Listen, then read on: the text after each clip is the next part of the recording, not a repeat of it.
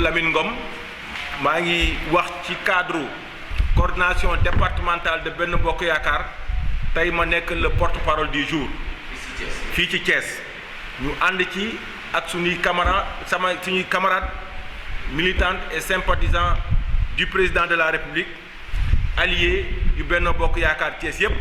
ñu daje woon fii tey ci Thiès pour wax ak askan wi wax ak Thiessois yi wax ak sénégalais yi ci li nga xam ne moom moo daanu tan yii ci pénc mi muy wax ji nga xam ne suñuy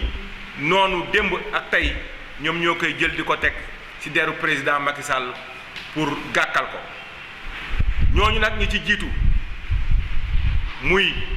ki nga xam ne ci ñun la nekkoon muy Abdoul Mbaye ak Thierno Sall ñaar ñooñu yaakaar naa ni ñoo jiitu ci campagne de déstabilisation ak intoxication yi nga xam ne moom la ñuy orchestré fan yi làkkatu ci ginnaaw li ñuy wax opposition radicale ñooñu ñu bëgg leen a wax nag tey ñoom ñooy ñan parce que nag ñoom ñoo fi nekkoon démb ak bërki démb di wax ci sénégalais yi kan mooy Macky Sall ñoom ñoo fi taxawoon démb ak bërki démb ne le président Macky Sall moom mooy le candidat bi nga xam ne moom mooy candidat bi gën ci réew mi moom mooy candidat bi gën ci Sénégal moom mooy chance pour Sénégal nekk chance pour Afrique gannaaw ba ñu seppee seen loxo ci ndab li gannaaw ba ñu seppee seen loxo ci doxalin réew mi par incompétence ñoom tey ñu mer làqatu ci ginnaaw li ñuy wax opposition radicale pour gàkkal liggéeyu président de la République bëgg ko jaare ci rakkam le maire de Guédiawaye Aliou Sall ñu bëgg leen a xamal ni olof dafay wax ni nit koo xam ne bu kontaanee ci yow ne yaa gën ñépp bu la meree ni ñépp la gën kooku ku ko jàppoo nit ku ko bàyyiwoo nit te ñooñu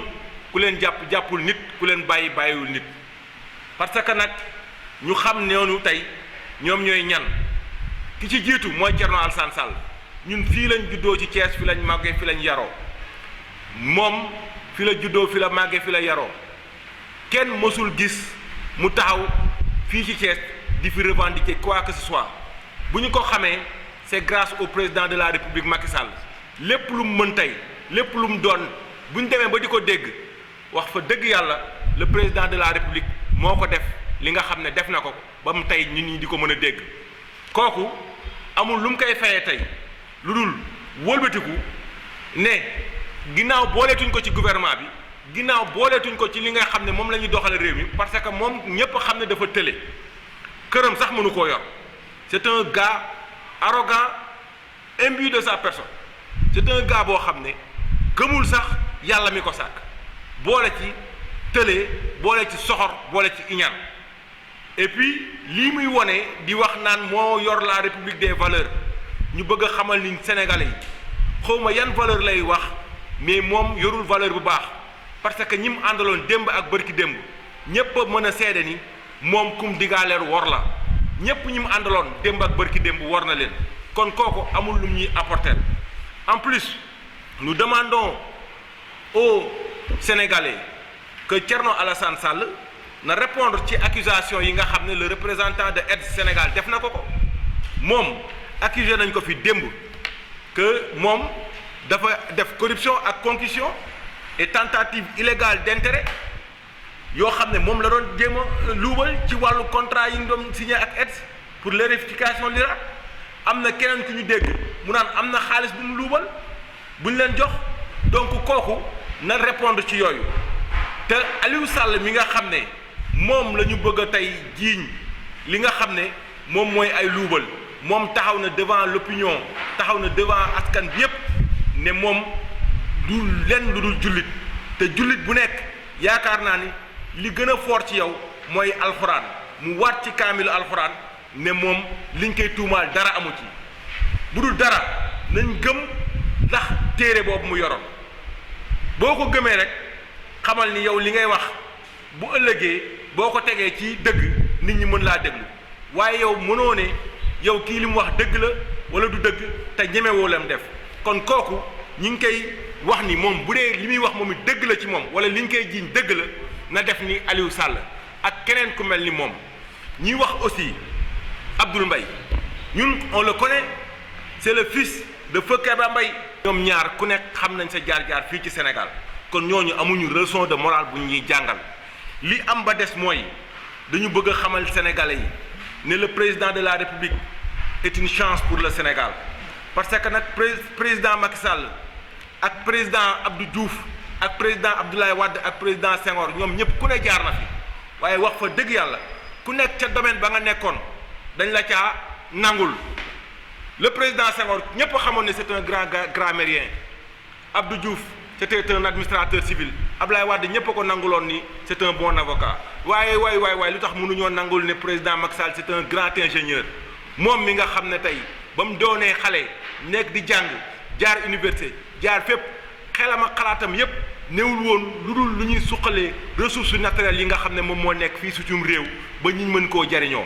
kooku yàlla defal ko barkeel ko ba lim dugg yàlla defal ko ci ndam ba mu commencé cee gis ay résultats nit ñi jóg bëgg a taxaw ne hasard la bëgg a taxaw ne kii duñ ko bàyyi mu yeggale mbiram kii duñ ko bàyyi mu yeggale liggéeyam loolu dafay doon soxor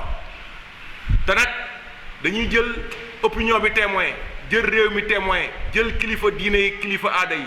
ni ñii dug di taxaw di làqatu derrière li ñuy wax opposition radicale lépp loo xam ne tey bañuñu ko ci fi mu toll nii ñun bañatuñ ko ci ñun fii waa Thiès yaakaar naa ni bis ni ki tey duñ leen may dara œil pour œil dent pour dent Thierno Alassane Sall Abdoul Mbaye Ousmane Sonko ba ci Mamadou Lamine Diallo avec son fameux contrat de couscous marocain de 400 milliards yi mu doon jéem a rësal fii mook jabaram xam nañ ñu mujje kon ñoom buñ ñu tax a wax ñoom yaakaar naa ni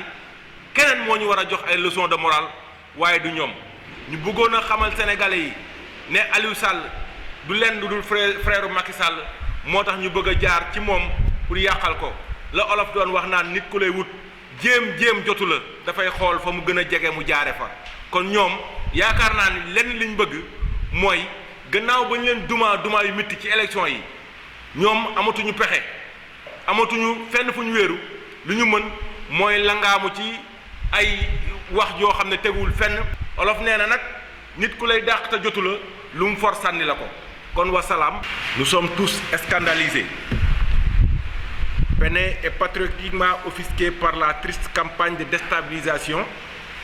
savamment orchestrée par une opposition rabougrie, en lambeaux et anéantie depuis le 24 février 2019, date de renouvellement de la légitimité du président de la République Macky Sall par un peuple souverain et mature, qui, en dépit des calomnies et vociférations tous azimuts, a décidé de prendre son destin en main à travers le mandat de la confirmation et de la consolidation des acquis vers l'émergence inéluctable et irréversible de notre pays, conformément aux objectifs du plan Sénégal émergent. En mauvais perdant et sous la coupole incandescente et diabolique des mercenaires au service des multinationales, ont décidé sans répit ni moralité de salir et de ternir l'image reluisante du président et de son régime par le canal d'un citoyen dont le seul tort est d'être son frère. Traîné dans la boue, insulté, dans une entreprise de destruction qui a embarqué une bonne partie de l'opinion sur fond d'inquiétude et de confusion, ce reportage commandité aux fins de semer des germes d'une malédiction du pétrole dans notre pays est une opération montée de toutes pièces pour installer une instabilité au Sénégal. Le principal concerné, accusé de tous les péchés d'Israël, a, dans un premier temps, apporté des précisions sur ces allégations. À cela s'est ajoutée la reprise de conscience républicaine de son Excellence le Président Macky Sall, qui a saisi la justice pour édifier l'opinion nationale et internationale à travers la sortie du procureur de la République. Le début des auditions, les éléments apportés par BP et la parole des experts pétroliers autorisés à se prononcer objectivement et rationnellement sur la question n'ont pas permis de tempérer les ardeurs de ces conspirateurs démasqués. C'est pourquoi Monsieur le maire de Guédiawaye a pris la décision historique et courageuse de démissionner de la direction de la Caisse de dépôt et de consignation CDC dans le seul but de mettre à l'aise le président de la République dans sa volonté manifeste de transparence et de bonne gouvernance, caractéristique de sa conduite des affaires de la République et de se mettre à la disposition de notre justice. À travers ce geste plein d'enseignement, il a montré à travers la face du monde que la culture de la démission pour la manifestation de la vérité, contrairement à certains, est un acte possible chez les hommes imbus de valeur.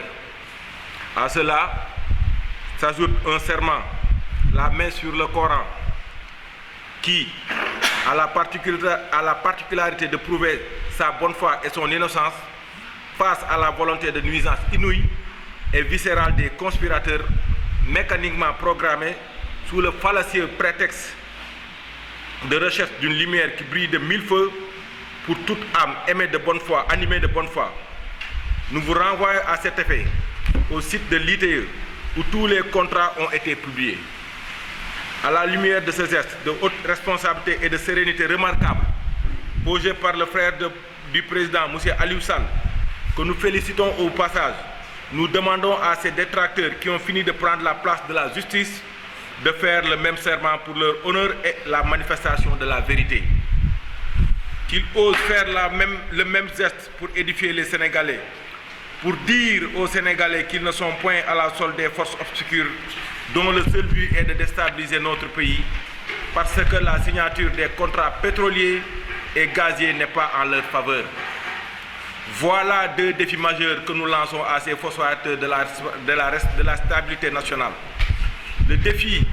de la justice et celui de serment devant l'opinion.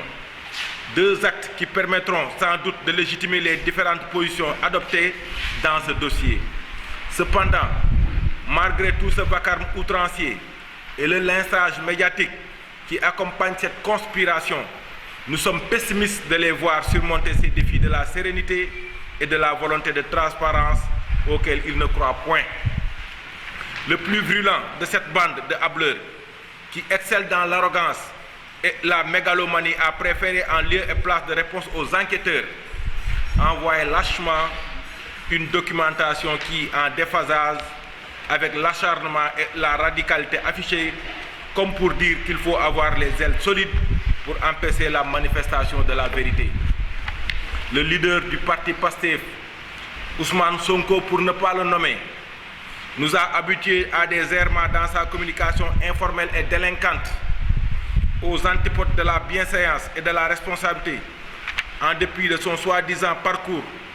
tant miroité par ses partisans. Quant aux autres, M. Thierno Alassane Sall et M. Abdoul Mbaye, imbus de leur égo surdimensionné, ils ont fini de montrer leur vrai visage de traître de la République au nom de leurs intérêts crypto-personnels, en changeant de posture et de position en fonction de leur situation. Là, je vous confère de voir les vidéos sur YouTube. Fausse sentinelle de la vigilance éthique et morale, nous ne pouvons aujourd'hui qu'éprouver un sentiment de mépris et de dégoût à leur égard. De ces anciens laudateurs du président Macky Sall, devenus après limogeage les ennemis jurés du régime. Nous appelons les Sénégalais à faire confiance à notre justice, qui, au nom de la vérité, a déclenché la procédure pour entendre toutes les personnes impliquées directement ou indirectement dans ce dossier de conspiration contre le régime. Nous renouvelons notre soutien inconditionnel à travers la coordination départementale de Thiès à son Excellence le Président Macky Sall pour son sens républicain et sa volonté de ménager aucun effort pour l'éclatement de la vérité. Nous le félicitons pour son leadership